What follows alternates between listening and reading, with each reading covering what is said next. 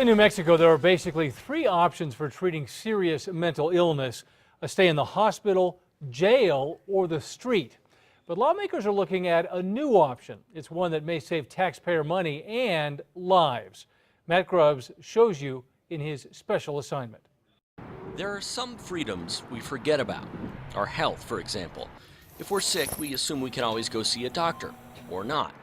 But when a mental disorder, the severe kind, closes in and displays dangerous symptoms, states across the country have stepped in to limit that freedom in the name of public safety. New Mexico may soon join them.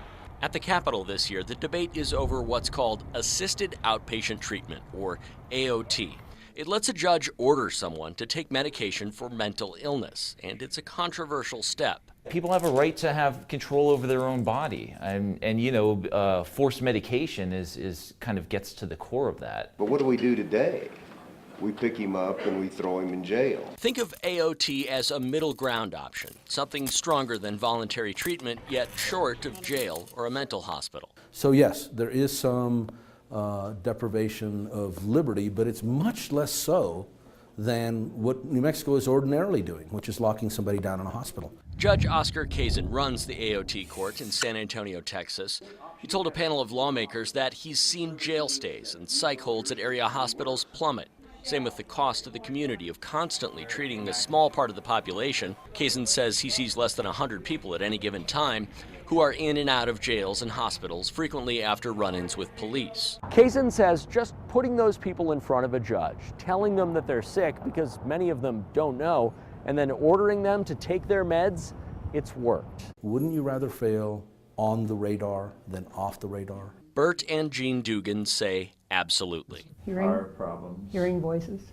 Their son, Ray, who didn't want us to show his picture, was diagnosed with schizophrenia in his mid-20s. But then he got sicker, got evicted from his apartment for noise and disturbances, and was out on the street for a while. Homeless, alone, and off the radar, Ray was forced to enter an AOT program in Virginia.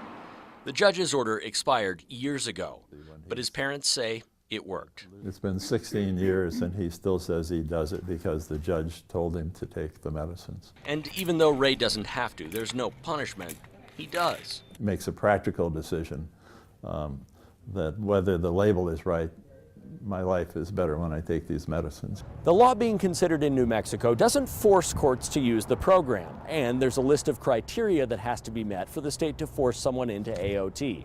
There has to be a diagnosed mental disorder, repeated hospitalization or jail stays because of it, violent behavior, and a refusal to get treatment. Still, lawmakers at a recent hearing worried it could cast too wide a net. I just don't want this to suck someone else in and take away rights that they've got. Or that judges would feel political pressure to force people with less serious mental illnesses into the program. They may say, well, this one doesn't quite fit, but we're going to go ahead and do it anyway. Once they're in the program, a judge can't toss a person in jail or commit them to a mental hospital if they don't take their meds.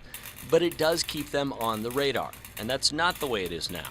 Once they walk out the door of the jail or the hospital, they're gone. They don't surface again until they exhibit some dangerousness, sometimes by hurting somebody or trying to hurt themselves. Matt Grubbs, KRQE News 13. The bill spells out the requirements that the state would have to meet before it puts someone into the treatment program. You can read that bill at krqe.com.